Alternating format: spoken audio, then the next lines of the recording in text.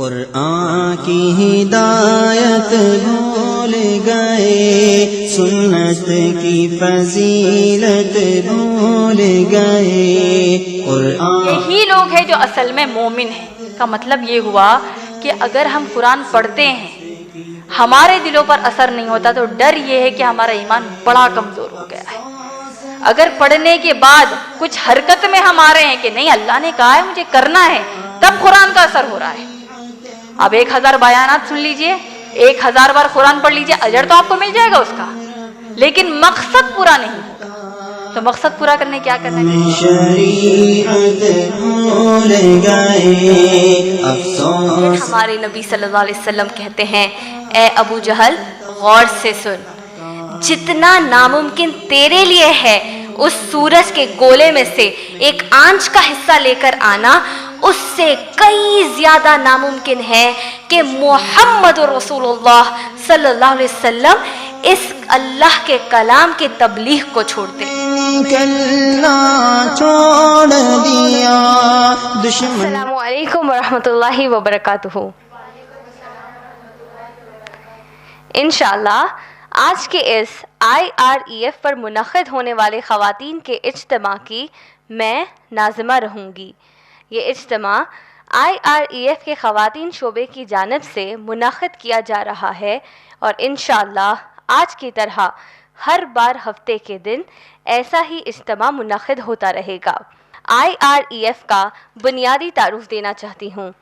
IREF یعنی Islamic research and educational foundation ایک اسلامی دعوتی ادارہ ہے جس کے بانی و صدر جناب عمران ہیں۔ الحمدللہ IREF کا بنیادی مقصد ماشاءاللہ اسلام کی تبلیغ اور تشہیر کرنا ہے اور لوگوں کو اسلام کی دعوت پیش کرنا ہے۔ IREF کا نصب العین قرآن اور حدیث بافہم اور منہج صحابہ اکرام رضی اللہ تعالی عنہم اجمعین ہے۔ محترمہ امت المتین BSc جینیٹکس کی طالبہ تھیں اور انہوں نے جب جولائی 2005 عیسوی یعنی 2005 میں جناب عمران سے دوسری بیوی کی حیثیت سے نکاح کیا تو اس کے بعد سے ہی اللہ کی طرف سے یہ ممکن ہو پایا کہ IREF کا ایک مکمل شعبہ خواتین قائم کیا جا سکے۔ ماشاءاللہ جناب عمران کی طرح محترمہ امت المتین انگریزی اور اردو زبان میں تقاریر کرتی ہیں اور ان کے تقاریر کے ویڈیوز جناب عمران کے ویڈیوز کے ساتھ آپ لوگ youtube.com/IREF ویڈیوز پر دیکھ سکتے ہیں۔ محترمہ امت المتین سے گزارش کرتی ہوں کہ وہ اپنے درس کے لیے اسٹیج پر تشریف لائیں۔ محترمہ امت المتین کے درس کے بعد ان سے سوالات اور جوابات کا بھی موقع آپ سب کو دیا جائے گا اور اس کے جو اصول ہیں انشاءاللہ میں آپ کو درس کے بعد سناؤں گی۔ محترمہ امت المتین کے آج کے اردو درس قرآن کا عنوان ہے لیلۃ القدر کیا ہے۔ محترمہ امت المتین۔ ان الحمد للہ نحمدہ ونستعینہ ونستغفرہ ونؤمن بہ ونتوکل علیہ ونعوذ باللہ من شرور انفسنا ومن سیئات اعمالنا فمن یہد اللہ فلا مضل لہ ومن یضللہ فلا ہادی لہ واشہد ان لا الہ الا اللہ وحدہ ولا شریک لہ واشہد ان محمدا عبدہ ورسولہ اما بعد فإن خیر الحدیث کتاب اللہ وخیر الہدی ہدی محمد صلی اللہ علیہ وسلم وشر الامور محدثاتها وکل محدثۃ بدعہ وکل بدعۃ ضلالہ وکل ضلالۃ فی النار اما بعد وقال اللہ تعالی فی قرآن المجید والفرقان الحمید اعوذ باللہ من الشیطان الرجیم بسم اللہ الرحمن الرحیم انا انزلناہ فی لیلۃ القدر وما ادراک ما لیلۃ القدر لیلۃ القدر خیر من الف شہر۔ بسم اللہ الرحمن الرحیم رب اشرح لی صدری ویسر لی امری واحلل عقدۃ من لسانی یفقہوا قولی۔ اما بعد آج کے اس نشست کی ناظمہ کا، سامعات میں موجود بزرگوں کا اور میری بہنوں کا میں اسلامی طریقے سے استقبال کرتی ہوں۔ السلام علیکم ورحمۃ اللہ وبرکاتہ، جس کا معنی ہے آپ سب پر اللہ سبحانہ وتعالیٰ کی سلامتی، رحمتیں اور برکتیں ہوں۔ میرے آج کے درس قرآن کا عنوان ہے لیلۃ القدر کیا ہے۔ سب سے پہلے میں اللہ سبحانہ تعالیٰ سے دعا کرنا چاہتی ہوں کہ اے اللہ سبحانہ تعالیٰ، میرے اس درس قرآن کے دوران اگر میری زبان سے کوئی ایسی گفتگو ہو جائے کہ اگرچہ وہ رائی کے دانے کے برابر کیوں نہ ہو، اور اے اللہ سبحانہ تعالیٰ آپ اس سے ناراض ہو جائیں، تو اللہ مجھے معاف فرما دیجئے، اور سننے والوں پر اس کا رائی کے دانے کے برابر بھی اثر نہ چھوڑیے، اور اے اللہ سبحانہ تعالیٰ ہم سب کو ہماری موت تک اس قرآن سے جڑنے کی توفیق عطا فرما دیجئے، آمین یا رب العالمین۔ آج کے درس قرآن کا جو عنوان ہے لیلۃ القدر کیا ہے، یہ عنوان ایک قرآن کے مخصوص سورے پر مبنی ہے۔ ظاہر سی بات ہے ماشاءاللہ عنوان سے ہی ہم کو سمجھ میں آ رہا ہے کہ سورہ کون سا ہے۔ آج ہم انشاءاللہ سورۃ القدر، لیلۃ القدر کے بارے میں جو سورہ ہے، سورہ قدر جو ہے، جو قرآن کا 97 نمبر والا سورہ ہے، 97 سورہ ہے قرآن کا، اس پر انشاءاللہ آج کا ہمارا درس مبنی ہے۔ یہ سورۃ القدر وہ سورہ ہے جس میں جملہ 5 آیات آئی ہیں۔ یہ وہ سورہ ہے جو پیارے رسول اللہ صلی اللہ علیہ وسلم پر مکے میں نازل ہوا۔ یہ وہ سورہ ہے، آپ غور کریں گے کہ پوری قرآن میں ایک مخصوص رات کے اوپر ایسا کوئی سورہ نازل نہیں ہوا جیسے کہ یہ سورہ نازل ہوا ہے۔ ایک مخصوص رات پر، لیل یعنی رات، شب قدر جس کو ہم کہتے ہیں، لیلۃ القدر کے اوپر ایک سورہ اللہ نے نازل کیا ہے۔ اس سے اس سورے کی اہمیت سمجھ میں آتی ہے، اس رات کی اہمیت سمجھ میں آتی ہے۔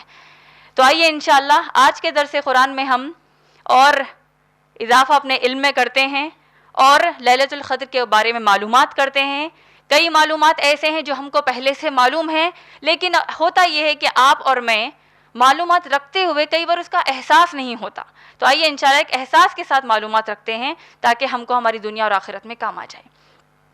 اس سورے پر آپ غور کریں گے، اللہ سبحانہ تعالیٰ نے فرمایا، اعوذ باللہ من الشیطان الرجیم، بسم اللہ الرحمن الرحیم، انا انزلناہ فی لیلۃ القدر۔ اللہ نے کیا فرمایا؟ اس آیت کا مفہوم کیا ہے؟ بے شک ہم نے نازل کیا ہے اس کو لیلۃ القدر میں۔ کس کو نازل کیا اللہ نے لیلۃ القدر میں؟ اس قرآن کو، اس کلام پاک کو، قرآن مجید کو اللہ نے کس میں نازل کیا؟ لیلۃ القدر میں۔ دوسری آیت میں اللہ سوال کرتے ہیں، وما ادراک ما لیلۃ القدر، اور تم کیا جانو کہ یہ لیلۃ القدر کیا ہے؟ یہی آج کا ہمارا عنوان ہے، لیلۃ القدر کیا ہے؟ علماء اکرام بتاتے ہیں، مفسرین قرآن بتاتے ہیں کہ یہ جو انداز کلام ہے اللہ کا، اللہ سے پیارا کلام انداز کسی کا ہو ہی نہیں سکتا۔ اب اللہ سبحانہ و تعالیٰ ایک سوال کی شکل میں ہم سے خطاب کر رہے ہیں، وما ادراک ما لیلۃ القدر، تم کیا جانو لیلۃ القدر کیا ہے؟ علماء اکرام بتاتے ہیں کہ اللہ سبحانہ و تعالیٰ اس سوال کرنے کا ایک مقصد یہ ہے، اندازہ یہ لگایا جا رہا ہے کہ اللہ اس کی اہمیت ہم کو بتا رہے ہیں۔ جیسے عام طور پر ہم کہتے ہیں کسی کو، تم کو کیا معلوم میں نے اپنی زندگی کیسے گزاری؟ ارے تم کیا جانو پیسے کمانا کتنا مشکل ہے؟ کیا تم کو معلوم ہے پیسے کمانا کتنا مشکل ہے؟ تو ایسے چند جملے جو ہم ادا کرتے ہیں کسی چیز کی اہمیت بتانے کے لیے، اللہ رب العالمین ہم کو لیلۃ القدر کی اہمیت بتا رہے ہیں۔ انا انزلناہ فی لیلۃ القدر، بے شک ہم نے نازل کیا ہے اس کلام پاک کو، اللہ کے کلام کو، لیلۃ القدر میں۔ وما ادراک ما لیلۃ القدر، تم کیا جانو لیلۃ القدر کیا ہے؟ اس لیلۃ القدر کی قدر کیا کر رہے ہو تم؟ تیسری آیت میں اللہ نے کہا کیا ہے لیلۃ القدر؟ اللہ نے فرمایا، لیلۃ القدر خیر من الف شہر، یہ رات 1000 مہینوں سے بہتر ہے۔ آگے بڑھنے سے پہلے ہم ان 3 آیات پر ایک مختصر میں خلاصہ کر لیتے ہیں کہ ہم نے اسے کیا سمجھا۔ سب سے پہلے آپ غور کریں گے، اللہ سبحانہ تعالیٰ نے لیلۃ القدر کے بارے میں جو بڑی بڑی اہم بات بتائی ہے، جو اس پورے سورے کا موضوع ہے، وہ ہے اس قرآن کا نازل ہونا۔ یہ رات اتنی اہمیت والی کیوں ہے؟ کیونکہ اس میں اللہ کا کلام نازل ہوا ہے۔ کتنی اہم رات ہے آپ یہ جانتے ہیں؟ ہم نے بے شمار احادیث پڑھے، ہم نے سنے ہیں ماشاءاللہ، ہم کو اندازہ ہے کہ اللہ کے رسول صلی اللہ علیہ وسلم نے فرمایا کہ جو کوئی لیلۃ القدر میں قیام کرے گا، قیام یعنی نمازیں پڑھیں گے، قیام ہم نماز کے لیے جب قیام کرتے ہیں، جو کوئی لیلۃ القدر میں قیام کرے گا، شب قدر میں قیام کرے گا، اس امید کے ساتھ کہ اللہ اس کو اس کا اجر دے، اس کے قیام کرنے سے اللہ اس کو اجر دے، اللہ اس کے تمام پچھلے گناہوں کو معاف کر دیں گے۔ سوچئے، ہم سب اپنے اپنے گناہوں کے بوجھ میں زندگی آگے ہماری بڑھ رہی ہے، اس گناہوں کے بوجھ کو اللہ مٹا دیں گے۔ اللہ ہمارے گناہوں کو معاف کر دیجئے، آمین۔ اتنی عظیم رات، اتنی پیاری یہ شب قدر، آپ اس پر غور کیجئے کہ یہ اتنی اہم کیوں ہوئی ہے۔ انا انزلناہ فی لیلۃ القدر، کیونکہ اللہ نے کتاب اللہ نازل کی اس رات میں۔ کتاب اللہ کے تعلق سے کیونکہ اس سورہ میں اہمیت بتائی جا رہی ہے قرآن کی، سب سے پہلے چند عقائد قرآن کے تعلق سے بنیادی طور پر معلومات جو ایک عام مسلمان کو ہونے چاہیے، ہم سب کو ہونے چاہیے، وہ انشاءاللہ اس بات کا ہم خلاصہ کر لیتے ہیں۔ آپ غور کریں گے، اللہ سبحانہ تعالیٰ نے انا انزلناہ کہا ہے۔ ہماری ایک، یہ آپ کی اور ہماری، ہم سب کی ایک کمزوری ہے، یہ کوتاہی ہے کہ ہم قرآن پر غور و فکر نہیں کرتے، اس پر ریسرچ نہیں کرتے۔ ایسے میں ہوتا کیا ہے، چند ایسے غیر مسلمان دنیا میں بیٹھے ہیں الگ الگ کونوں میں جو قرآن پر بے شمار اعتراضات لگاتے ہیں۔ ایک علمی طور پر کوئی اعتراض کرتا ہے الگ بات ہے، ہم اس کو سوال و جواب کی نشست میں بات کرتے ہیں، اس کو سمجھ آتا ہے نہیں آتا وہ اس کی مرضی۔ لیکن چند ایسے اعتراضات ہوتے ہیں جہاں پر غیر مسلمان اگر اسلام کے قریب آنا چاہے، اسلام کو سمجھنا چاہے، تو ان اعتراضات کی وجہ سے وہ اسلام سے اور دور چلے جاتا ہے۔ اور اس سے زیادہ خطرناک بات یہ کہ کئی مسلمان ایسے ہیں کہ چند اسلام پر غلط فہمیاں اور اعتراضات کی وجہ سے، خاص طور پر قرآن کے نازل ہونے کے تعلق سے، اللہ کے رسول صلی اللہ علیہ وسلم کی سیرت پر، اللہ سبحانہ تعالیٰ کے عقیدے پر، یعنی ایک عقیدے میں گڑبڑ ہو جاتی ہے چند اعتراضات کی وجہ سے۔ مسلمان، غیر مسلمان تو غیر مسلمان، مسلمان بھی گمراہی پہ چڑھ جاتا ہے۔ تو چند باتیں ہم کو پہلے قرآن کے بارے میں معلوم ہونا ضروری ہے۔ اس سورہ کی اگر آپ تفسیر پڑھیں گے، سورۃ القدر کی، اللہ سبحانہ تعالیٰ نے انا انزلناہ فی لیلۃ القدر کا، ہم نے قرآن نازل کی ہے لیلۃ القدر میں۔ اس آیت کی تفسیر میں ابن عباس رضی اللہ تعالیٰ عنہ کا قول ہے کہ اللہ نے جب کہا انا انزلناہ فی لیلۃ القدر، اس کا معنی یہ ہے کہ اللہ سبحانہ تعالیٰ نے مکمل قرآن لوح محفوظ سے بیت العزا پر نازل کیا۔ لوح محفوظ کیا ہے؟ وہ بڑی اللہ کے نزدیک جو تختی ہے، ٹیبلٹ ہے، بڑی ٹیبلٹ، بڑی تختی جس کو ہم کہتے ہیں اردو میں، جس پر اللہ کے تمام مخلوقات کی تقدیر لکھی ہوئی ہے، اس میں اصل قرآن کا نسخہ موجود ہے۔ اصل قرآن کہاں پر ہے؟ اللہ کا اصل کلام کہاں پر ہے؟ لوح محفوظ میں ہے، کتاب مکنون میں ہے۔ وہ کتاب مکنون ہے وہ لوح محفوظ کی۔ اس لوح محفوظ سے مکمل قرآن پہلے کہاں نازل ہوا؟ بیت العزا پر۔ بیت العزا کہاں پر ہے؟ ابن عباس رضی اللہ تعالیٰ عنہ نے فرمایا کہ 7 آسمان جو ہیں اس دنیا کے، ان 7 آسمانوں میں جو دنیا کا آسمان یعنی پہلے آسمان جس کو ہم کہتے ہیں، اس آسمان پر بیت العزا پر قرآن مکمل نازل ہوا۔ اور اس کے بعد ابن عباس رضی اللہ تعالیٰ عنہ فرماتے ہیں کہ اللہ کی جب مرضی ہوئی، اللہ کا جب ارادہ ہوا، اللہ اپنے حکم سے بیت العزا سے یعنی پہلے آسمان سے آہستہ آہستہ تھوڑا تھوڑا نبی کریم صلی اللہ علیہ وسلم پر قرآن نازل کرتے۔ تو اسے کیا سمجھ میں آیا؟ قرآن نازل ہونے کے 2 اہم مرحلے ہیں، بنیادی مرحلے ہیں۔ ایک مکمل لوح محفوظ سے پہلے آسمان پر بیت العزا کے مقام پر، اور اب وہ آسمان سے اللہ کے رسول صلی اللہ علیہ وسلم پر 23 سال کے ڈیوریشن میں۔ اور اس کو سمجھانے کے لیے ایک بڑی آسان عربی لغات میں ہم کو ایک بات سمجھنا ضروری ہے۔ جب اللہ نے انا انزلناہ کہا، انزلنا کس کو کہتے ہیں؟ انزال، انزلنا، نزلہ، یہ الفاظ عربی میں آتے ہیں کسی چیز کا ایک ساتھ نازل ہونے کو۔ جیسے اللہ نے فرشتوں کے نزول کے بارے میں جب کہا انزلنا کہا اللہ نے، آگے بھی اس سورہ میں آیا ہے، دوسری صورتوں میں آیا ہے۔ نزلنا کا مطلب کیا ہوا؟ مکمل کسی چیز کا نازل ہو جانا۔ اللہ نے قرآن کے بارے میں 2 بنیادی الفاظ کا استعمال کیا ہے قرآن کے نازل ہونے کے تعلق سے۔ ایک ہے نزلہ یعنی مکمل نازل ہو جانا، انزال ہو گیا۔ دوسرا ہے تنزیل، تنزیل یعنی ان سٹیجز، حصوں میں بانٹا ہے، حصوں میں اللہ نے نازل کیا۔ اس کا ذکر کہاں آتا ہے؟ اللہ نے سورہ اسراء سورہ نمبر 17 کی آیت نمبر 106 میں کہا کہ ہم نے تنزیل اس قرآن کو وقتاً فوقتاً حصوں میں اللہ کے رسول صلی اللہ علیہ وسلم پر نازل کیا۔ تو اگر کوئی غیر مسلمان یہ اعتراض کرے، آپ کے دل میں قرآن کے عقیدے کے تعلق سے شک و شبہات ڈالے، یا آپ کہیں سوشل میڈیا پر دیکھ لیں، کوئی ویڈیو دیکھ لیں، تو اس بات کا عقیدہ بالکل کلیئر رکھ لیجئے کہ اللہ نے 2 مرحلوں میں اس قرآن کو نازل کیا۔ لوح محفوظ سے مکمل پہلے آسمان پر بیت العزا پر، وہاں سے تھوڑا تھوڑا کر کے 23 سال کے وقفے میں محمد صلی اللہ علیہ وسلم پر۔ تو یہ معلومات ہمارے لیے بڑے ضروری تھے۔ اللہ نے کہا انا انزلناہ فی لیلۃ القدر۔ آج کا عنوان کیا ہے؟ لیلۃ القدر کیا ہے؟ تو اس لیلۃ القدر کے تعلق سے سب سے پہلے جان لیتے ہیں کہ قدر کہتے ہی کس کو ہے، لیلۃ القدر کیوں کہا گیا؟ تو علماء اکرام نے، جو اہل علم ہیں، انہوں نے کہا کہ قدر کے چند الگ الگ معنی ہیں۔ یہاں جو مخصوص طور پر قرآن میں نازل ہوا ہے، قدر یعنی تقدیر سے ہے۔ ہم سب جانتے ہیں لیلۃ القدر وہ رات ہے، شب قدر وہ رات ہے جہاں آنے والے 1 سال کی تقدیر کا حصہ اللہ فرشتوں کو دے دیتے ہیں۔ یہ بات سے کوئی انکار نہیں کر سکتا، اس بات کا عقیدہ ہم سب کو ہے۔ اللہ تو العلیم ہے، اللہ کو اپنی ہر مخلوق کا شروع سے لے کر آخری تک علم ہے، تقدیر کا ہر حصہ اللہ کو معلوم ہے، مکمل تقدیر اللہ کو معلوم ہے۔ علم کا وہ حصہ، تقدیر کا وہ حصہ جو آنے والے 1 سال کا ہے، اس شب قدر سے آنے والی شب قدر تک، وہ علم کا حصہ، وہ تقدیر اللہ فرشتوں کو دے دیتے ہیں۔ تو اسی لیے اس کو شب قدر کہا گیا ہے۔ یہ ایک معنی ہے۔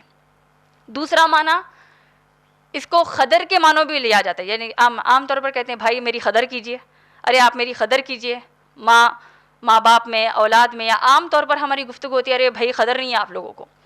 اللہ نے قرآن میں کہا ما قدر اللہ حق قدری، یہ لوگ اللہ کی قدر نہیں کرتے جیسے اللہ کی قدر کرنے کا حق ہے۔ تو قدر اس معنوں میں بھی ہے۔ تو لیلۃ القدر کی جب بات آ رہی ہے، ہم کو سب سے پہلے احساس ہونا چاہیے کہ ہم اس رات کی قدر کریں، یہ ایک معنوں میں ہے۔ تیسرا ایک اور معنی علماء اکرام نے بتایا، قدر کا معنی تنگی بھی ہوتا ہے، کیونکہ تنزل الملائکۃ والروح، فرشتے نازل ہوتے ہیں اس رات میں۔ اگرچہ جہاں اللہ کا ذکر ہو رہا ہے وہاں بھی فرشتے نازل ہوتے ہیں۔ ہم کو یہ حدیث معلوم ہے صحیح مسلم کی، جہاں اللہ کا ذکر ہو رہا ہے فرشتے اس محفل کو گھیر لیتے ہیں، یہاں تک کہ کڑی بنا کر فرشتے گروپس بنا کر اللہ کے عرش تک چلے جاتے ہیں۔ بے شک فرشتے نازل ہو رہے ہیں الگ الگ موقعوں پر، الگ الگ مواقع ہیں اس کے، لیکن لیلۃ القدر کی جب بات آ جاتی ہے، اللہ کے رسول صلی اللہ علیہ وسلم نے فرمایا کہ اتنے فرشتے نازل ہوتے ہیں لیلۃ القدر میں، اتنے فرشتے نازل ہوتے ہیں جتنے اس دنیا میں کنکریاں موجود ہیں۔ پیبل صاحب جس کو کہتے ہیں، کنکریاں جس کو کہتے ہیں، جتنی کنکریاں اس زمین پر ہیں اتنے فرشتے نازل ہوتے ہیں۔ تو تنگی کے معنوں میں، کیونکہ زیادہ فرشتے ہیں زیادہ تنگی ہو جائے گی، تو اس معنوں میں بھی اس کو قدر کہا گیا ہے۔ اور جب ہم قدر کی بات کرتے ہیں، قدر تقدیر سے ہی ہے، تو اس سورے کا ہماری ایمانیات کے تعلق سے بڑا گہرا تعلق ہے۔ ہم اپنے آپ کو مسلمان کہتے ہیں، اللہ پر ایمان ہے ہمارا، فرشتوں پر ایمان ہے۔ ہم کہتے ہیں کہ اسلام کی 5 بنیادیں ہیں، شہادہ، صلاح، زکوٰۃ، حج، صوم۔ یہ کیا ہو گئی اسلام کی 5 بنیادیں۔ ایمان کی 6 بنیادیں ہیں، جس کا ذکر سورہ بقرہ سورہ نمبر 2 آیت نمبر 177 میں آیا ہے، سورہ بقرہ سورہ نمبر 2 آیت نمبر 177، اور سورہ فرقان سورہ نمبر 25 آیت نمبر 2 میں ہے۔ اللہ نے ایمان کی بنیادیں کیا بتائیں، جس کا تعلق آج کے ہمارے سورے سے ہے۔ آمن باللہ، اللہ پر ایمان، والملائکتی، اللہ کے فرشتوں پر ایمان، والکتابی، اللہ کی نازل کی گئی کتابوں پر ایمان، والنبیین، اللہ کے بھیجے گئے انبیاء پر ایمان، والآخری، آخری دن پر ایمان یعنی قیامت کے دن پر ایمان۔ 6ٹھی بنیاد ہے کل شیء فقدرہ تقدیرا، اللہ نے جو تقدیر تمہاری طے کی ہے اس پر ایمان۔ تو اللہ نے لیلۃ القدر کہا، تقدیر پر ہمارا جو ایمان ہے یہ بھی ہم کو معلوم ہونا ضروری ہے۔ بہت بڑی ایک غلط فہمی تقدیر پر ہمارے یہاں بہت عام ہے، غیر مسلمانوں میں بھی ہے چند، اور کہیں نہ کہیں ہماری جہالت میں، کوتاہی میں ہمارے منہ سے بھی یہ بات نکل جاتی ہے کہ اللہ نے جب تقدیر لکھی دی ہے، کون جنت میں جانے والا ہے اللہ کو معلوم، کون جہنم میں جانے والا ہے اللہ کو معلوم، پھر کیا ہمارا رول ہی کیا رہا اب اس میں؟ ہم صحیح کریں غلط کریں وہ تو چیز لکھی ہوئی ہے. تقدیر پر اکثر یہ بہت مشہور سوال کیا جاتا ہے، آپ نے سنا ہوگا. اگر آپ غور کریں، ہم عام طور پر جب تقدیر پر سوالات آتے ہیں ہم ان کو جواب دیتے ہیں کہ ایک مثال کے طور پر ایک ٹیچر ہے، ٹیچر کلاس میں اس کے ایک 20 یا 25 اسٹوڈنٹس ہیں، طلباء ہیں. اب یہ جو استاد ہی جو ٹیچر ہے دیکھتی ہے کہ ایک بچہ عبداللہ نام کا یہ بہت اچھے سے پڑھ رہا ہے، اسکول کو پابندی سے آتا ہے، بہت اچھا پڑھ رہا ہے، جتنے ایگزام سال بھر میں آتے ہیں بڑے اچھی سے محنت کر رہا ہے، اچھے ریزلٹس لا رہا ہے، اچھے نتیجے لا رہا ہے. اور ٹیچر نے کہا کہ عبداللہ بہت اچھے مارکس سے فائنل ایگزام میں پاس ہونے والا ہے. ٹیچر نے کہا دوسرا بچہ ہے، اس کا نام آپ لے لیجیے فیصل ہے.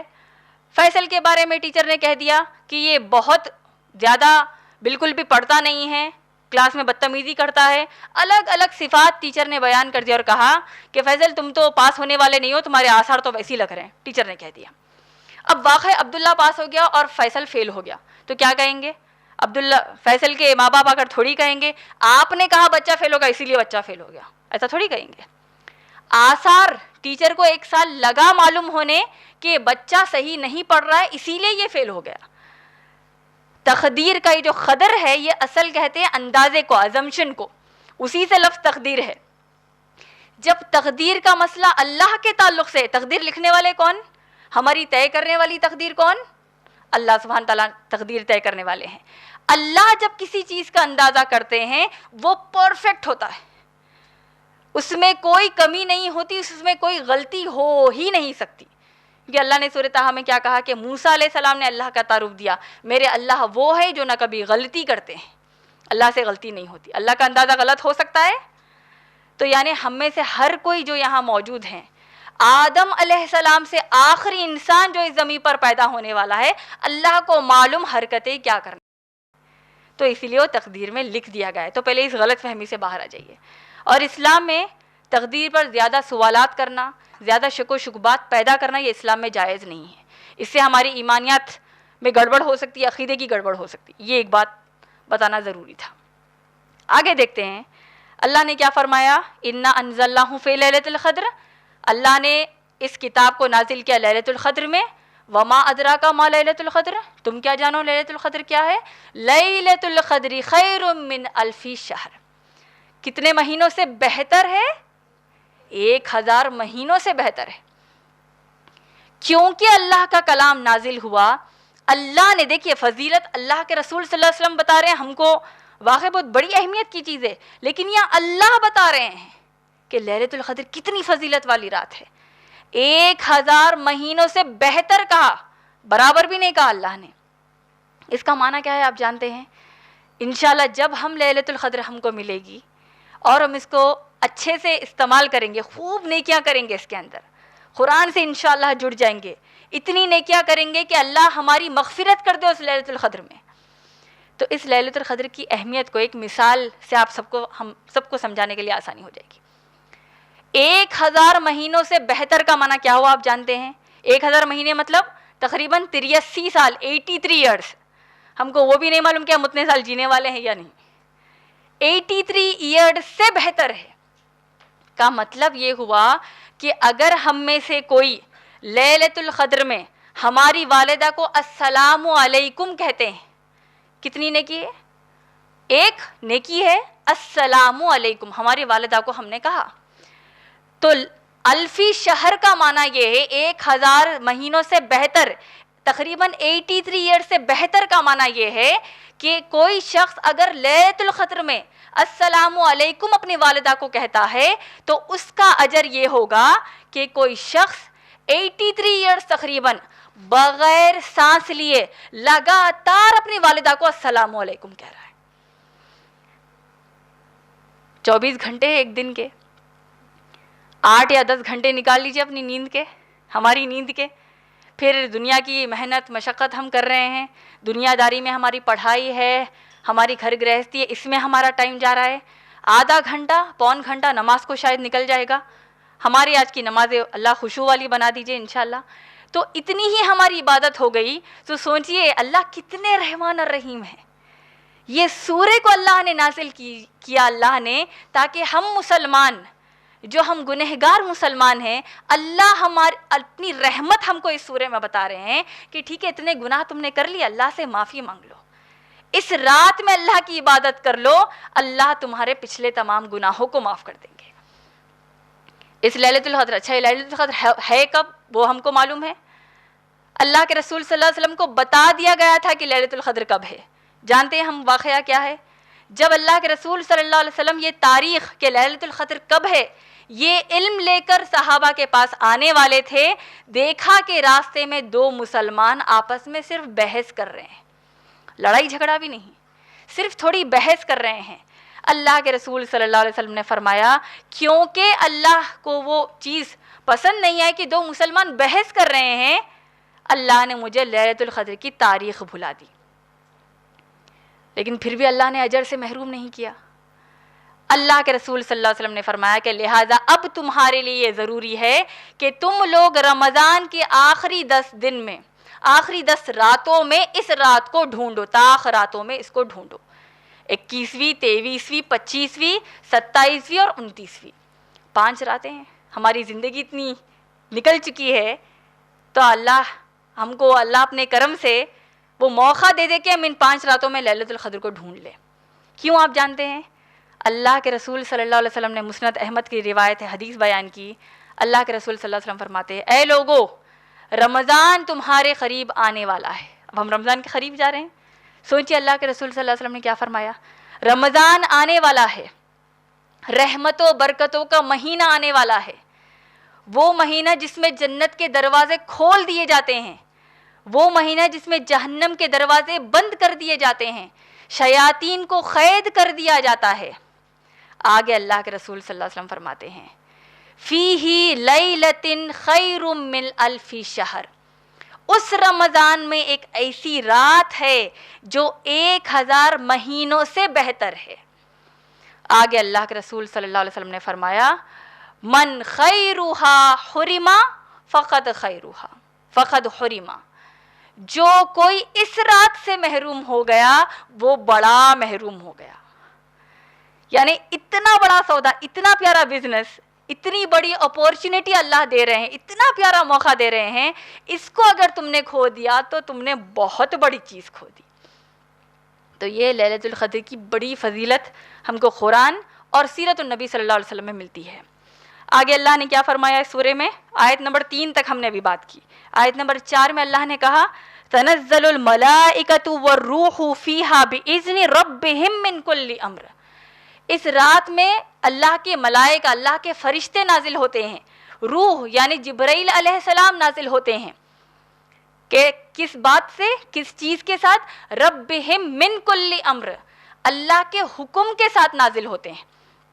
یعنی ہر لیلۃ القدر میں اللہ کے ملائکہ کے فرشتوں کو، اللہ کے فرشتوں کو اللہ سبحانہ تعالیٰ، میں نے جیسے کہ ابھی درس میں پہلے بھی کہا ہے، ہم تمام کی تقدیر، آنے والے سال کی تقدیر دے دی جاتی ہے، کون جیے گا، کون مرے گا، کون روئے گا، کون ہنسے گا، کون کس کو تکلیف دے گا، کون کس کو خوشی دے گا، کس کو نوکری ملے گی، کون فائر ہو جائے گا، یعنی کس کو نوکری نہیں ملے گی، جو نوکری سے ہاتھ دھو بیٹھے گا، کس کی شادی ہوگی، کس کا طلاق ہوگا، کس کا خلا ہوگا، کس کو بیوہ ہوگی۔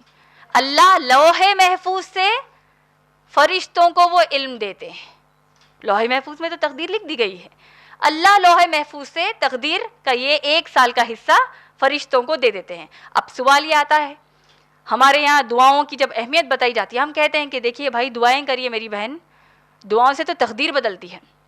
اس کا معنی کیا ہے کہ اللہ سبحانہ تعالیٰ، تقدیر تو لکھ دی گئی ہے، ہم جو دعا کر رہے ہیں وہ بھی تقدیر میں لکھا ہوا ہے۔ اللہ سبحانہ تعالیٰ اتنے رحمان الرحیم ہیں کہ اللہ اپنے فرشتوں کو حکم دیتے ہیں کہ اس کی تقدیر میں یہ فلاں کرنا ہے، لیکن اگر اس نے دعا کی تو اب اس کے ساتھ ایسا نہ کرو۔ مثال کے طور پر کسی کی تقدیر میں لکھا ہوا ہے کہ اس کا ایکسیڈنٹ ہونے والا ہے، اس نے کثرت سے اللہ سے دعا کی کہ اللہ مجھے ہر شر سے بچا دیجیے، تو اب اس کا ایکسیڈنٹ نہیں ہوگا۔ تو اللہ سبحانہ تعالیٰ یہ علم فرشتوں کو کیا دیتے ہیں؟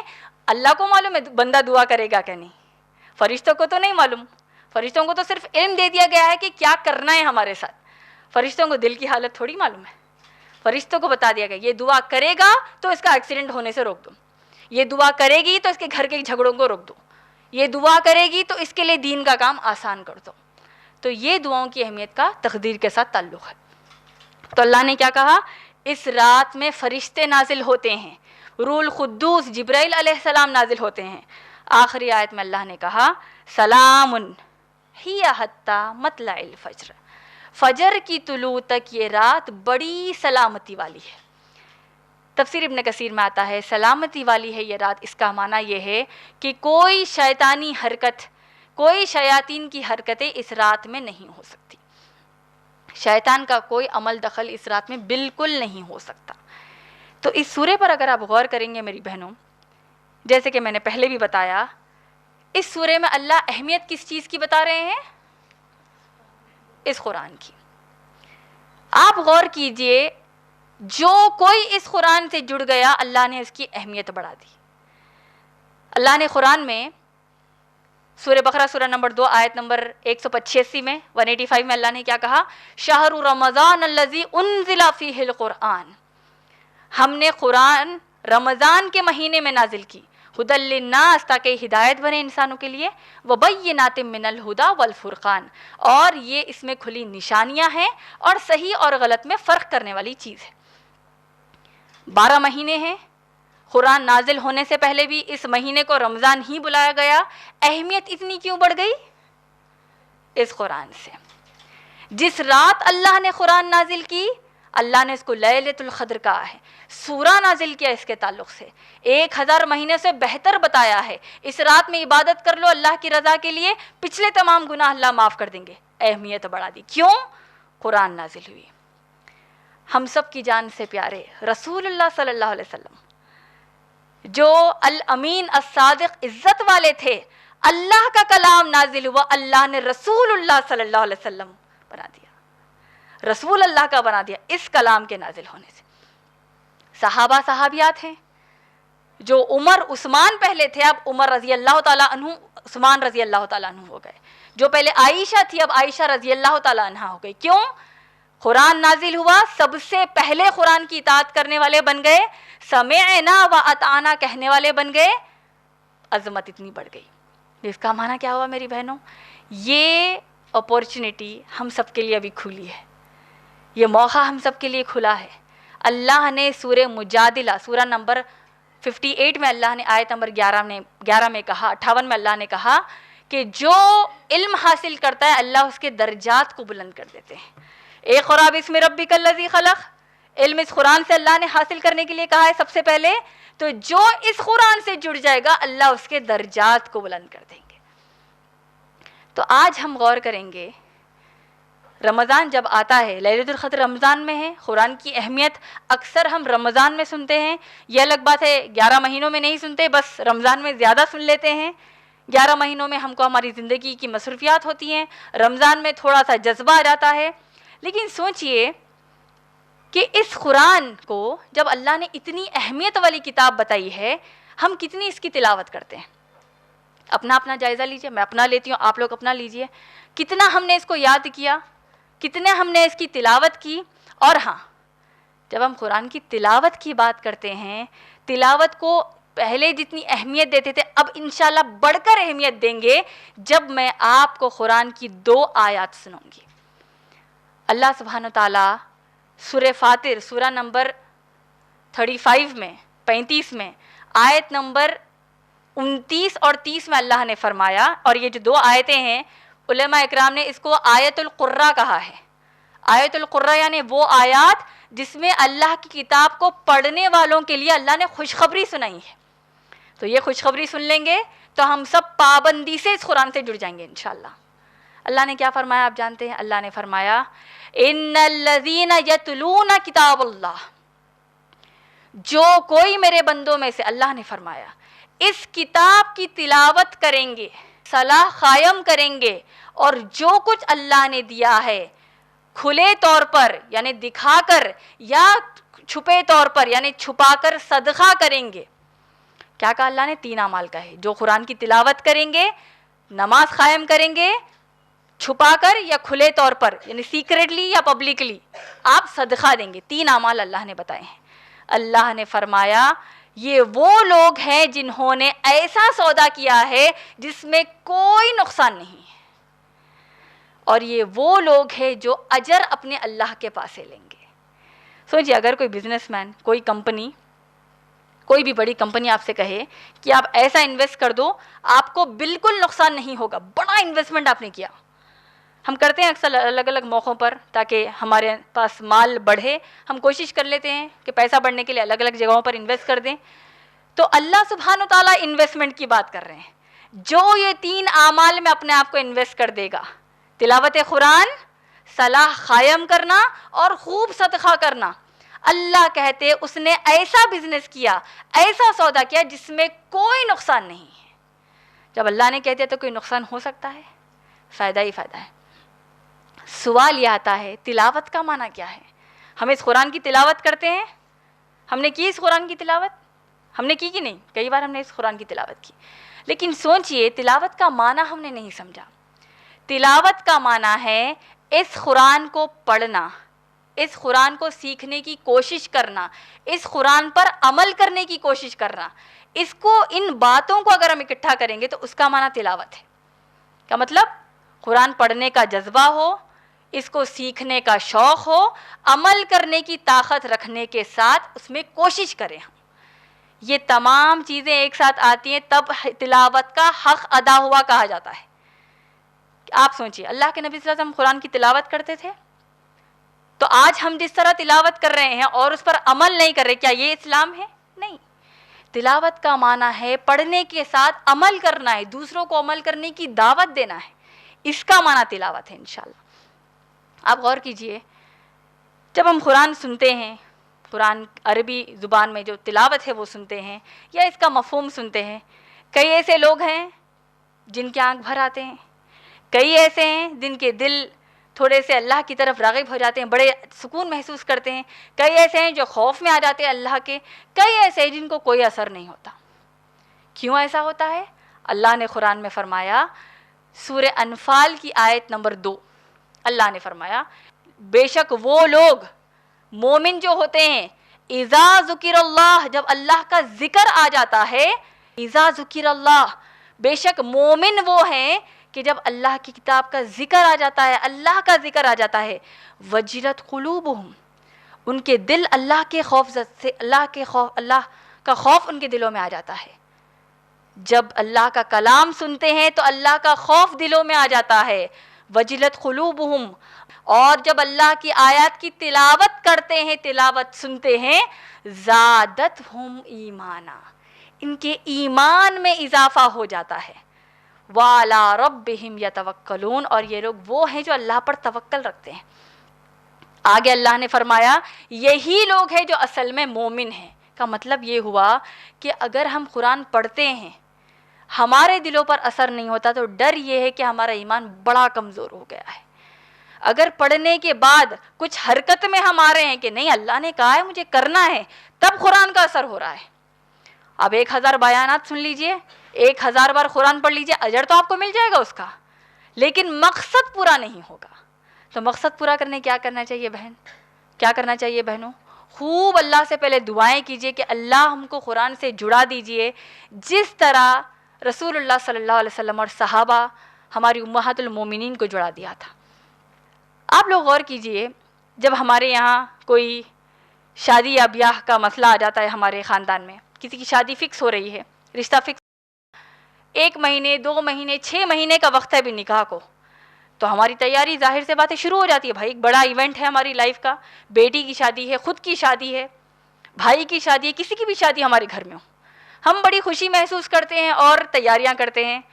اور آپ لوگ اس بات کو غور کیجئے, آپ لوگ اس کو انشاءاللہ ضرور غور کیجئے کہ جب کسی کی شادی ہمارے خاندان میں ہوتی ہے, ہمارے دوست احباب یا پڑوسیوں میں ہوتی ہے, جب آپ کسی سے بھی اپنے خاندان میں ملیں گے, اپنے دوست احباب میں ملیں گے, بوڑھے سے بوڑھا کیوں نہ ہو, چھوٹے سے چھوٹا بچہ کیوں نہ ہو, پوچھیں گے کہ شادی کی تیاریاں کیسی چل رہی ہیں, رخے چھپے کہ نہیں چھپے, فنکشن ہال بک ہوا کہ نہیں, ارے کیا ہوا, کپڑے لیے کہ نہیں بچی کے, سونا کتنا خریدا, یہ وہ ہزار چیزیں ہم معلوم کرتے ہیں. کیوں؟ ایک جستجو, ارے معلوم کرے بھائی شادی ہے, ماشاء اللہ شادی ہے, ایک خوشی ظاہر کر رہے ہیں اور احساس دلا رہے ہیں کہ بہت بڑا ایونٹ ہے. ابھی امتحانات اسکولس کے ختم ہوئے, ابھی کالجز کے بھی تو چل رہے ہیں. تو ہوتا یہ ہمارے پاس جو امتحان ہمارے سامعات میں جس نے ایگزامس لکھے ہیں, آپ نے دیکھا ہوگا گھر بار گھر میں الگ, پھر دوستوں میں الگ, ایگزام کیسا گیا, تیاری کیسی چل رہی ہے, کیسی چل رہی ہے. یہ جستجو ہے. رمضان کے لیے کیا ہے؟ رمضان کے لیے کیا ہے میری بہنوں؟ ہماری رمضان کی تیاریاں کیسی ہیں؟ پہلے مینو ڈیسائیڈ ہوگا, سحری میں افطاری میں کیا بنے گا. یہ چیزاں حرام نہیں ہے, لیکن ہماری اصل تیاری اگر دیکھا جائے تو یہ ہو رہی ہے. دوسری, صاف صفائی کی تیاری. صاف صفائی زبردست کریں گے, لیکن صاف صفائی کرنے سے ہو رہا کیا ہے؟ اجر تو مل رہا ہے آپ کو, کیونکہ آپ رمضان کی آمد کے لیے کر رہے ہیں, اجر تو مل رہا ہے ماشاءاللہ. لیکن اصل تیاری کیا ہے؟ دل کی صفائی کے لیے رمضان ہے. بے شک گھر کی تو کرنا ہے ہم کو, ہمیشہ کرنا ہے, اب زیادہ کریں گے اجر کے لیے. اصل دل کی صفائی ہے. کیسے ہم نے تیاریاں کی؟ صحابہ کیسی تیاری کرتے تھے؟ صحابہ کا قول ہے کہ جیسے ہی رمضان مکمل ہوتا, رمضان کا آخری دن آ گیا, عید ہو گئی, اس دن سے آنے والے 6 مہینے تک ہم اللہ سے دعا کرتے کہ اے اللہ, رمضان میں جو ہم نے عبادتیں کی ہیں اللہ اس کو قبول کر لیجیے. اور آنے والے 6 مہینے, یعنی پھر رمضان آنے کے لیے 6 مہینے ہو گئے, آنے والے 6 مہینے, بقیہ 6 مہینے سال کے, اللہ سے دعا کرتے اے اللہ ہم کو ایک اور رمضان عطا کر دیجیے. صحابہ کی دعا ہوتی. تیاریاں کرتے, دعاؤں کے ساتھ تیاریاں کرتے کہ کیسے قرآن کو لوگوں میں پھیلانا ہے, کتنا قرآن کو ہم کو یاد کرنا ہے, نمازوں میں عام کرنا ہے, گفتگو میں عام کرنا ہے. تقاریب قرآن کے تعلق سے الگ الگ مواقع تلاش کرتے کہ ہم قرآن سے کیسے جڑیں. ہمارے پاس کیا ہو رہا ہے میری بہنوں؟ تو ہم کو اب یہ کوشش کرنا ہے کہ ہم کیسے اس رمضان کو ہمارے لیے فائدے والا بنا دے اس قرآن سے جڑنے کے بعد انشاءاللہ. سوچئے یہ قرآن ہمارے گھروں میں ہے, اس قرآن کے لیے رسول اللہ صلی اللہ علیہ وسلم, جس کو ہم ہماری جان مال ہمارے ماں باپ سے بڑھ کر چاہتے ہیں, اس کلام اللہ کے لیے رسول اللہ صلی اللہ علیہ وسلم نے ٹھوکریں کھائی, رسول اللہ صلی اللہ علیہ وسلم لہو لہان ہوئے, تکلیفیں, جسمانی اذیتیں پہنچائی گئی. کیسی ہماری ام المومنین خدیجہ رضی اللہ تعالیٰ عنہا ہے. کیوں؟ قرآن کی تلاوت کرتی تھی, عمل کرنے کی کوشش کرتی تھی, لوگوں میں پھیلانے کی کوشش کرتی تھی ہماری ام المومنین خدیجہ رضی اللہ تعالیٰ عنہا. تو کیسا جذبہ آ گیا, وہ واقعہ ہم نے سنا ہے. اللہ کے رسول صلی اللہ علیہ وسلم زخمی حالت میں گھر کو آتے ہیں, بالکل شروع کے سال قرآن نازل ہونے کے, لیلۃ القدر میں قرآن نازل ہوئی, آہستہ آہستہ الگ الگ موقعوں پہ اللہ کے رسول صلی اللہ علیہ وسلم پر نازل ہو رہی ہے. اور اب جب چند کفار مکہ رسول اللہ صلی اللہ علیہ وسلم پر, نعوذ باللہ اللہ ان کو برباد کر دے, حملے کرتے رسول اللہ صلی اللہ علیہ وسلم پر, اللہ کے رسول صلی اللہ علیہ وسلم لہو لہان ہو رہے ہیں, زخمی ہو گئے, لوٹ کر گھر کو آتے ہیں. ہماری پیاری ام المومنین خدیجہ رضی اللہ تعالیٰ عنہا, دیکھیے اگر ہم میں سے کوئی کسی کے شوہر کو کوئی کھروچا آ جائے, کوئی چھوٹا سا ایکسیڈنٹ ہو جائے, اللہ نہ کرے, تو ہم کتنی ہماری تکلیف بڑھ جاتی ہے, ہم بڑے پریشان ہو جاتے ہیں. تو سوچئے شوہر کون ہے یہاں پر؟ رسول اللہ صلی اللہ علیہ وسلم. رسول اللہ صلی اللہ علیہ وسلم کو ہماری ام المومنین خدیجہ رضی اللہ تعالیٰ عنہا زخمی حالت میں دیکھ رہی ہیں, اور جب گھر میں آتے ہیں رسول اللہ صلی اللہ علیہ وسلم, ہماری ام المومنین خدیجہ رضی اللہ تعالیٰ عنہا مرم پٹی کرتی ہیں, دلاسا دیتی ہیں کہ آپ نے یہ کلام لوگوں کو سنایا, وہ آپ کو تکلیف دے رہے تھے, زخمی آپ کو کر دیا, اللہ بڑے, ہمارے کچھ نہیں ہوگا, بس بہرحال دلاسا دے رہی ہیں, مرم پٹی کرتی. پیارے رسول اللہ صلی اللہ علیہ وسلم سے پوچھا خدیجہ رضی اللہ تعالیٰ عنہا نے, کچھ دیر گزر گئی, پوچھا اے میرے پیارے شوہر, اے میرے رسول اللہ صلی اللہ علیہ وسلم, اب آپ کیسا محسوس کرتے ہیں؟ مرم پٹی ہو گئی, درد شاید آپ کو ابھی کم ہو رہا ہے, تکلیف ہے کیا نہیں؟ رسول اللہ صلی اللہ علیہ وسلم نے بے شمار خدیجہ رضی اللہ تعالیٰ عنہ کو دعائیں دی اور کہا اے میری پیاری بیوی, اے میری خدیجہ رضی اللہ تعالیٰ عنہ, ابھی میں بہتر محسوس کر رہا ہوں. آپ جانتے ہیں ام المومنین خدیجہ رضی اللہ تعالیٰ عنہ نے کیا کہا؟ اے میرے پیارے رسول اللہ, اے رحمت للعالمین, اے میرے پیارے نبی, اگر اب آپ آرام میں ہیں تو بیٹھے کیوں ہیں؟ جائیے پھر اللہ کا کلام لوگوں کو سنائیے, یہ کلام پھر سے جا کر لوگوں کو سنائیے. اگر وہ آپ کو پھر زخمی کرتے ہیں تو گھر کو آئیے, آپ کی خدیجہ آپ کے لیے موجود ہے. یہ خدمت ہم نے کہاں کی میری بہنوں؟ خدمت ہو ہی کہاں رہی ہے؟ تلاوت ہی ہم نہیں کر رہے ہیں تو خدمت کہاں سے ہوگی؟ تو انشاءاللہ اب ہم انشاءاللہ یہ موقع ہر حساب سے تلاش کرتے ہیں. اللہ کے رسول اللہ صلی اللہ علیہ وسلم نے فرمایا بلغوا انی ولو آیا، ایک آیت معلوم ہو جائے، ایک بات اسلام کی معلوم ہو جائے، ایک بات میری سیرت کی معلوم ہو جائے، ان تک پہنچاؤ جن کو معلومات نہیں ہیں. تو آپ ایک ایک آیت کر کے انشاءاللہ لوگوں میں دعوت کا کام کیجئے. گھر کے ماحول کو تبدیل کیجئے جہاں پر ہمارے پاس گوسپ ہوتی ہے، بے شرم ٹی وی سیریلز دیکھتے ہیں، بے شرم فلمیں دیکھتے ہیں. رمضان مکمل ہوا، عید کے دن عید اسپیشل ریلیز فلمیں ہوتی ہیں. ہمارے کئی مسلمان روزوں کی حالت میں جا کر ٹکٹس خریدتے ہیں، اور پھر جیسے عید ہوئی شیطان جس طرح فرار، انسان بھی فرار. واپس ہم وہی بیک ٹو اسکوائر ون، واپس وہیں پر آ گئے. اور اس میں ہم عورتوں کا کتنا بڑا رول ہے. عورت گھر کے ماحول کو چینج کرتی ہے، وہی تبدیل کر سکتی ہے، اور کوئی بھی نہیں کر سکتا. تو اگر عورت گھر کے اس قرآن سے جڑ جائے گی تو صرف گھر نہیں قوم سدھر جائے گی انشاءاللہ. اسی کے ساتھ میں اپنے درس کا اختتام کرنا چاہتی ہوں اس امید کے ساتھ کہ اللہ آپ کو اور مجھے ہمیشہ کے لیے اس قرآن سے جڑنے کی توفیق عطا فرما دیجیے، اور ہم کو بولنے کے ساتھ ساتھ عمل کرنے والا بنا دیجیے. آمین یا رب العالمین. وآخر دعوانا الحمدللہ رب العالمین. جزاک اللہ خیر. انشاءاللہ اب ہم سوال اور جوابات کی نشست شروع کرتے ہیں. سوال کرنے والی بہن کو چاہیے کہ وہ اپنا نام بتائے اور کیا کرتی ہیں بتائے اور اپنا سوال کرے. السلام علیکم ورحمۃ اللہ وبرکاتہ. لیلۃ القدر کی رات میں ہم قیام کرتے ہیں. اس وقت 12 بجے کے وقت لوگ کہتے ہیں کہ عبادت نہیں کرنا چاہیے، اور قیام کرنا بہتر عبادت بھی ہے. میں نے سنا کہ صحیح بات ہے یہ عبادت کرنا، مگر 12 کے وقت نہیں کرنا، بلکہ بہت سارے لوگ ذکر کرتے ہیں اس ٹائم پہ سو جانا. 12 بجے؟ جی ہاں، 12 کے ٹائم پہ میں بہت سارے مسلمانوں کے منہ سے سنی ہوئی ذکر. اس ٹائم پہ عبادت نہیں کرتے. بعض لوگ بات بھی کرتے ہیں اور ٹی ویاں بھی دیکھتے اس وقت. تو انشاءاللہ آپ اس کے بارے میں ذرا بتائیے. وعلیکم السلام ورحمۃ اللہ وبرکاتہ. بہن نے سوال کیا ہے کہ لیلۃ القدر کے تعلق سے آپ نے کسی سے سنا کہ لیلۃ القدر میں 12 بجے کے وقت کچھ بھی نہیں کرنا چاہیے. جی، تو اس کی وجہ کچھ بتائی یا نہیں، لیکن سوال یہی ہے کہ اس وقت کچھ بھی نہیں کرنا چاہیے، ایسی کوئی دلیل ہے کیا؟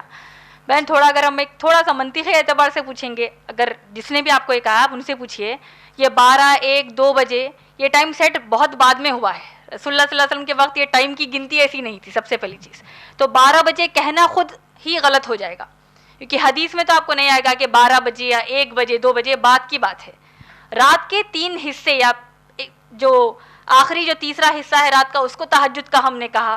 تو ایسے حصوں میں رات کو ڈیوائیڈ کیا گیا، دن کو ڈیوائیڈ کیا گیا. سورج کے غروب پر، طلوع پر، اس طریقے سے ٹائم سیٹ ہوا ہے، کیونکہ پہلے زمانے میں ویسے ہی تھا. ٹائم تو اب شروع ہوا ہے 12 بجنا 1 بجنا. یہ ایک بات ہے. دوسری بات، اگر ہم اس بات کو بھی لے لیں کہ ٹھیک ہے ٹائم کا نہیں، اس وقت کی بات کی جا رہی ہے، پھر بھی وہ چیز حدیث سے ثابت نہیں ہے کہ اللہ کے رسول صلی اللہ علیہ وسلم نے فرمایا. دیکھیے اللہ کے رسول صلی اللہ علیہ وسلم تو دور کی بات ہے، اللہ نے خود فرمایا ہے سلام ہی حتی مطلع الفجر. سورہ قدر کی آخری آیت جو ہے کہ اس رات میں سلامتی ہے فجر تک. کہیں بھی قرآن میں، کہیں بھی سیرت میں یہ نہیں آیا کہ رات تو سلامتی والی ہے لیکن اس وقت کو عبادت روک دو. نعوذ باللہ. آپ لوگ ٹھنڈے دل سے سوچئے، ایسا کوئی وقت ہے ہی نہیں جہاں پر عبادت نہیں کر سکتے. ہم کہہ سکتے ہیں کچھ نہیں کر سکتے، یا گھریلو کام کچھ نہیں کر سکتے، ایسا کچھ ڈائریکٹ تو نہیں آیا. پہلی چیز. چند لوگوں کا یہ بھی کہنا ہے، میں نے چند مہینے پہلے کسی سے سنا تھا کہ کہا کہ چھت پر جیسے عام طور پر چند لوگ سوتے ہیں کھلے آسمان کو دیکھتے ہوئے، ویسا سونا جائز نہیں ہے. میں نے کہا کس نے کہہ دیا ہے؟ کیونکہ پہلے زمانے میں تو ویسے ہی سوتے تھے. تو کہا کہ نہیں، ہم اگر آسمان کو دیکھتے ہوئے سوئیں گے تو فرشتے جو نازل ہوتے ہیں وہ دکھنا شروع ہو جائیں گے. میں نے کہا ان کو پتہ نہیں کہاں سے دکھ رہے ہیں فرشتے. جو اللہ کی سلام ہیات ہم نے جو پڑھا ہے، تنزل الملائکۃ والروح فیہا باذن ربہم من کل امر، اللہ کے احکام لے کر جو فرشتے نکلتے ہیں تو کیا حکم ملا وہ بھی ہم کو دکھ جائے گا. تو نعوذ باللہ ایسے باتیں کہنے والے بھی چند ہمارے مسلمان موجود ہیں. تو دیکھیے بہن، یہی وجہ ہے کہ آپ کو جب صحیح علم آ گیا، اب آپ ہمارا کام ہے ہم کو دوسروں تک پہنچانا ہے انشاءاللہ. تو ایسی کوئی دلیل تو نہیں ہے بہن انشاءاللہ. جزاک اللہ خیر. انشاءاللہ میں محترمہ امت المتین کی شاگردہ اب بیان دوں گی. الحمدللہ وحدہ والصلاة والسلام علی من لا نبی بعدہ وعلی آلہ واصحابہ اجمعین. اعوذ باللہ من الشیطان الرجیم. بسم اللہ الرحمن الرحیم. وما ارسلناک इल्ला रहमतल लिल आलमीन। औज़ु बिल्लाहि मिनश शैतानिर रजीम। बिस्मिल्लाहिर रहमानिर रहीम। रब्बिश रहली सदरी व यस्सिर ली अमरी वहलुल उक़्दतम मिन लिसानी यफ़क़हू क़ौली। अम्मा बाद, मुअज़्ज़िज़ बुज़ुर्गों का और मेरी मोहतरम बहनों का मैं इस्लामी तरीक़े से इस्तक़बाल करती हूँ। अस्सलामु अलैकुम वरहमतुल्लाहि वबरकातुहू, जिसके माने हैं अल्लाह सुब्हानहू व तआला की आप तमाम पर सलामती हो, रहमतें हों और बरकतें हों। इंशाअल्लाह मेरे आज के इस तकरीर का उन्वान है सीरतुन नबी सल्लल्लाहु अलैहि वसल्लम, कड़ी नंबर 21। माशाअल्लाह, सीरत नबी सल्लल्लाहु अलैहि वसल्लम के पिछले कड़ी में हमने देखा कि किस तरह अबू जहल और तमाम कुफ़ार मक्का जो थे, जब अल्लाह के नबी सल्लल्लाहु अलैहि वसल्लम को इतनी ज़्यादा तकलीफ़ें देने के बावजूद जब नबी सल्लल्लाहु अलैहि वसल्लम अपने मकसद से नहीं हट रहे थे, मकसद को छोड़ नहीं रहे थे, तो वो लोग ने इरादा किया कि वो लोग नबी सल्लल्लाहु अलैहि वसल्लम के सहाबा जो कोई नबी सल्लल्लाहु अलैहि वसल्लम के मकसद में साथ दे रहे हैं, उनको हम ढूंढेंगे और उनको इतनी तकलीफ़, इतनी अज़ियतें देंगे ताकि वो लोग बदज़न होकर इस्लाम को ही छोड़ दें और नबी सल्लल्लाहु अलैहि वसल्लम के ख़िलाफ़ खड़े हो जाए। लेकिन फिर पिछले हफ्ते हमने देखा कि किस तरह जब अबू जहल सुमैया रज़ी अल्लाह ताला अन्हा और सुमैया रज़ी अल्लाह ताला अन्हा के शौहर यासिर रज़ी अल्लाह ताला अन्हु को इतना बदतरीन जुल्म करने के बावजूद, इतनी सख्त तकलीफ़ देने के बावजूद वो लोग अपनी जान देने के लिए तैयार हो गए, यहाँ तक कि अपनी जान दे दिए, लेकिन अपने दिल और ज़ुबान से कलीमे शहादा को नहीं छोड़ा। इस सब के बाद अबू जहल ने ये इरादा किया कि इतनी तकलीफ़ देने का कोई नतीजा ही नहीं निकल रहा है, वो कुछ रिज़ल्ट जो देखना चाह रहा था वो हो ही नहीं रहा है। तो अब वो इरादा करता है कि वो जाएगा और मोहम्मद सल्लल्लाहु अलैहि वसल्लम से बातचीत कर कर कुछ मामले को तय करता है। यहाँ तक हमने पिछले हफ्ते देखा। तो अब मेरी बहनों, आप लोग गौर से देखिए कि अब जो नबी सल्लल्लाहु अलैहि वसल्लम और अबू जहल के बीच में जो गुफ्तगू होती है, जो बातचीत होती है, उसको आप लोग गौर से सुनिए। होता यह है कि अबू जहल अबू तालिब के पास आता है और कहता है, ज़रा आप अपने भतीजे को बुलाइए, मुझे उनसे कुछ बात करनी है। और फिर अबू तालिब मोहम्मद सल्लल्लाहु अलैहि वसल्लम को बुलाते हैं और अबू जहल नबी सल्लल्लाहु अलैहि वसल्लम से कहता है कि देखो मोहम्मद सल्लल्लाहु अलैहि वसल्लम, तुम हमारे ही मक्के के लोगों में से हो और मैं तुम्हारे ही लोगों में से हूँ, तो क्यों ना हम इस पूरा जो कुछ अब तक हो गया है, जो कुछ ऊंच नीच आ गई है, क्यों ना हम सब मिलकर इस सब को ख़त्म ही कर दें। आप चाहते क्या है हमसे? आप लोग बताइए, नबी सल्लल्लाहु अलैहि वसल्लम का जवाब क्या था होगा? क्या चाहते थे नबी सल्लल्लाहु अलैहि वसल्लम? नबी सल्लल्लाहु अलैहि वसल्लम कहते हैं, क़ूलू ला इलाहा इल्लल्लाह तुफ़्लिहू। नबी सल्लल्लाहु अलैहि वसल्लम कहते हैं कि मैं चाहता हूँ कि तुम और तुम्हारे साथी सब के सब सिवाय अल्लाह के किसी की इबादत नहीं करें और मुझे अल्लाह का रसूल माने। अबू जहल ये सुनकर कहता है कि ठीक है, मैं तैयार हूँ। तो हाँ, तैयार कैसे हो गया अबू जहल? फिर अबू जहल कहता है कि एक शर्त है लेकिन मेरी। वो कहता है कि एक दिन मैं आपके अल्लाह को मानूंगा, हम सब आपके अल्लाह को मानेंगे, लेकिन एक दिन आप हमारे बुतों को मानो। अल्लाह के नबी सल्लल्लाहु अलैहि वसल्लम ने कहा, फौरी उठो और चलो यहाँ से, चले जाओ यहाँ से। अबू जहल उठकर चला जाता है, लेकिन फिर दोबारा वो दूसरे दिन लौट कर आता है और नबी सल्लल्लाहु अलैहि वसल्लम से कहता है कि देखो भाई, मैंने बहुत सोचा, हम सब ने बहुत गौर किया, हम ये आपसे ज़िद्दी वाला मामला नहीं चाहते, हम ये आर्ग्यूमेंट्स नहीं चाह रहे हैं आपसे। बार्गेनिंग करनी शुरू की उसने कहा कि ठीक है, एक काम करते हैं, हम आपके अल्लाह पर एक हफ्ते तक ईमान लाएंगे, यानी एक हफ्ते तक हम आपके अल्लाह को मान लेंगे, लेकिन आप कम से कम एक दिन हमारे बुतों को मानो। फिर नबी सल्लल्लाहु अलैहि वसल्लम ने कहा, उठो और फौरन जाओ यहाँ से। और अबू जहल चले जाता है।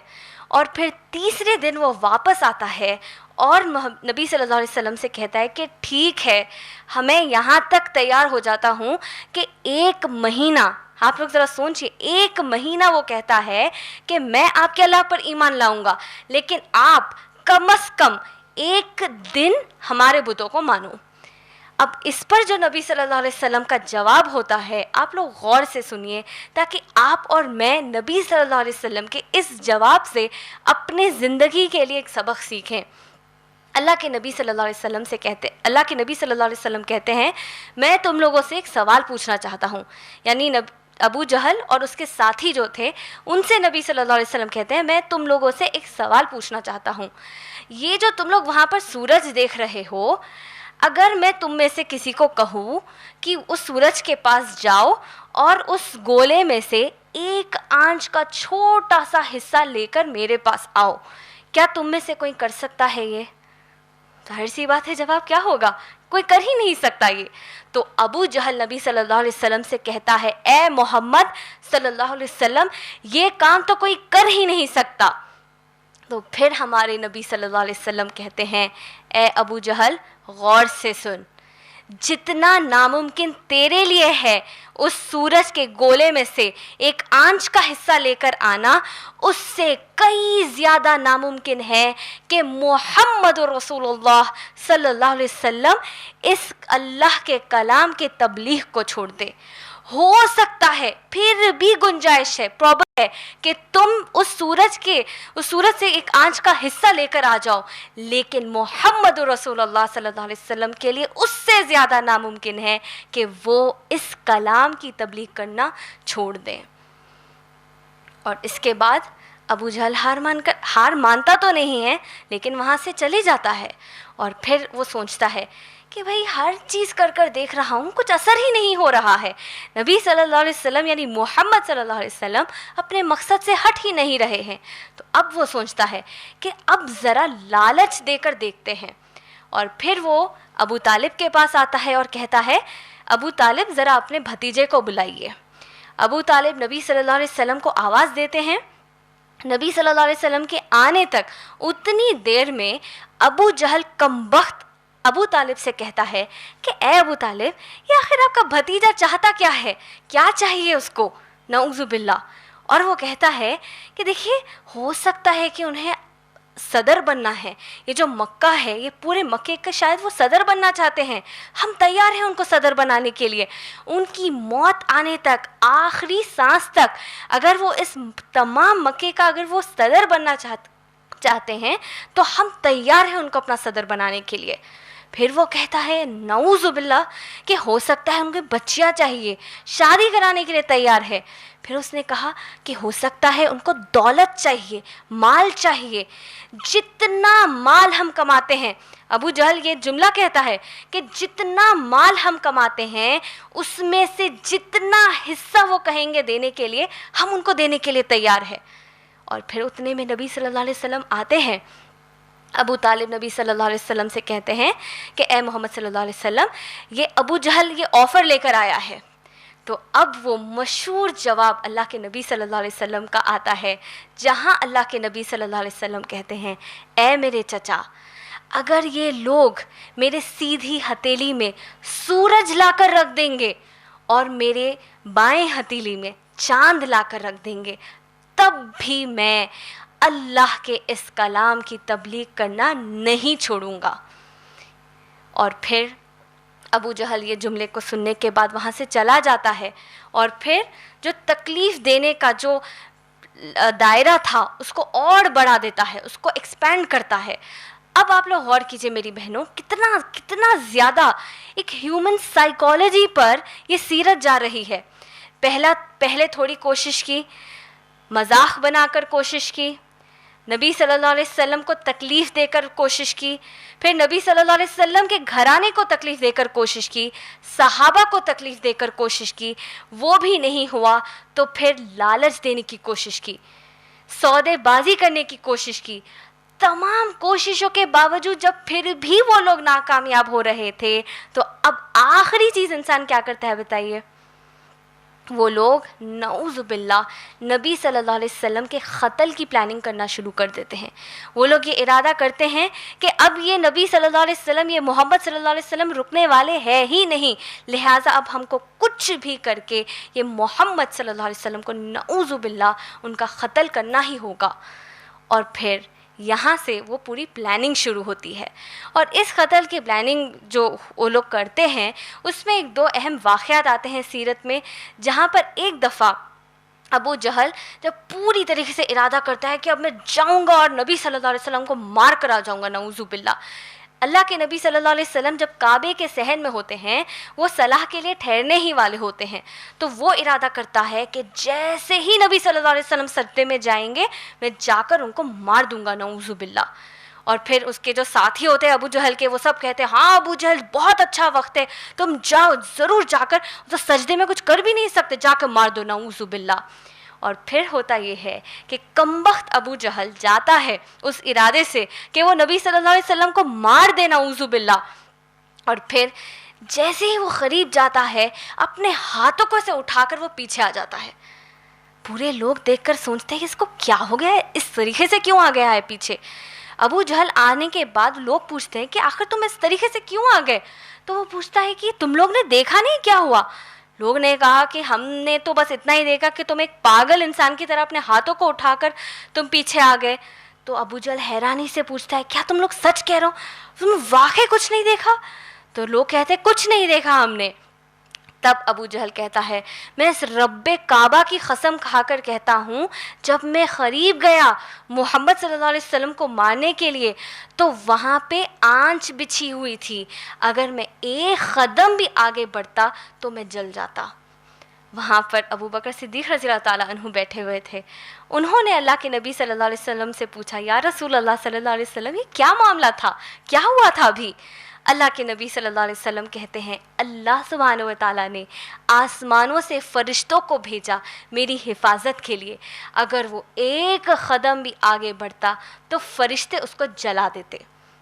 اب ابو جہل نے سوچا یہ تو بڑا خطرناک معاملہ ہے, تو اب اس نے کیا کیا, یہ جس طرح سے ایک سپاری کلر ہوتا ہے, یعنی جس انسان کو آپ پیسے دے کر قتل کرنے کے لیے بولتے ہیں, ویسے ایک انسان کو وہ پکڑتا ہے اور کہتا ہے کہ دیکھو تمہیں ایک شخص کا قتل کرنا ہے اور یہ جو قتل ہوگا یہ بہت ہی الگ انداز سے تمہیں کرنا ہے. تو وہ شخص پوچھتا ہے کیسے کرنا ہوگا مجھے یہ قتل؟ تو وہ ابو جہل کہتا ہے کہ جس شخص کا تم قتل کرنے والے ہو یہ بہت بڑا جادوگر ہے, نعوذ باللہ. یہ ایسا جادو کرتا ہے کہ اگر تم اس کی آواز بھی اگر تم سن لو گے تو تم قتل کے ارادے سے بدل جاؤ گے, مکر جاؤ گے تم. تو اب وہ کہتا ہے کہ تم اپنے کانوں میں روئی رکھ کر جانا اور ان کا قتل کرنا, نعوذ باللہ. اور پھر وہ کہتا ہے اچھا ٹھیک ہے ڈال دو روئی, میں دیکھ کر مار لوں گا. اور پھر وہ جب آگے بڑھتا ہے ابو جہل دوڑتے ہوئے جاتا ہے اور بولتا ہے رکو رکو رکو رکو رکو, ایسے مت کرو, ایک کام کرو تم اپنے آنکھوں پر بھی پٹی باندھ لو. یہ بندہ کہتا ہے پاگل ہو ابو جہل, آنکھوں پر پٹی اگر باندھ لوں گا تو ماروں گا کیسے؟ تو پھر ابو جہل کہتا ہے نہیں تم نہیں جانتے, یہ بہت بڑا جادوگر ہے, اگر تم اس کو دیکھو گے بھی تو شاید اپنے ارادے سے پلٹ جاؤ گے, تم آنکھوں پہ پٹی باندھ لو. وہ شخص کہتا ہے ٹھیک ہے باندھ لوں گا, لیکن ماروں کیسے؟ تو ابو جہل کہتا ہے میں تم کو پکڑ کر میں تم کو لے کر جاؤں گا, اور جیسے ہی میں تم کو چھوڑوں گا تم فوراً قتل کر دینا. وہ شخص کہتا ہے کہ ٹھیک ہے کر دوں گا.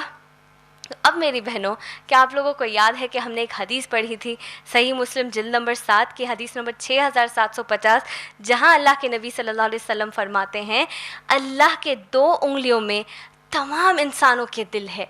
تو اب جب ابو جہل اس شخص کو آہستہ آہستہ لے جا رہا ہے, ہر قدم پہ ایک قدم جو وہ آگے بڑھاتا ہے, اللہ سبحانہ و تعالیٰ اس شخص کے دل میں ہر قدم پر اس شخص کے دل میں ڈالتے ہیں کہ آخر ایسی کون سی شخصیت ہے جس کو صرف دیکھنے سے میں پلٹ جاؤں گا, جس کی آواز سننے پر میں پلٹ جاؤں گا, کیا میں اتنا کمزور ہوں؟ اور آخر میں جب وہ قریب ہوتا ہے, جب ابو جہل چھوڑ دیتا ہے اس کو, تو فوراً وہ اس کو ایک تشویش ہوتی ہے, کیوریوسٹی ہوتی ہے, جس میں وہ اپنی پٹی ہٹا دیتا ہے, اور جیسے ہی پٹی ہٹاتا ہے اس کی نظر نبی صلی اللہ علیہ وسلم کے اوپر پڑتی ہے, اور تب نبی صلی اللہ علیہ وسلم اللہ کے کلام کی تلاوت کر رہے ہوتے, جیسے ہی وہ سنتا ہے فوراً اپنے منہ سے کہہ دیتا ہے لا الہ الا اللہ محمد رسول اللہ, وہ ایمان لا لیتا ہے. اور پھر ابو جہل کہتا ہے کمبخت یہ بھی گیا اب ہاتھ سے. اب اس کے بعد ابو جہل بہت ایک طاق میں رہتا ہے کہ کس کو ٹھہراؤں میں اب اللہ کے نبی صلی اللہ علیہ وسلم کے خلاف. اسی سے میں اپنے تقریر کو ختم کرتی ہوں. وآخر دعوانا الحمدللہ رب العالمین. انشاءاللہ اب ہم اس نشست کو ختم کرتے ہیں. سبحان اللہ و بحمدہ سبحانک اللہم و بحمدک ونشہد ان لا الہ الا انت استغفرک و اتوب الیک. وآخر دعوانا الحمدللہ رب العالمین. قرآن کی ہدایت بھول گئے، سنت کی فضیلت بھول گئے، قرآن کی ہدایت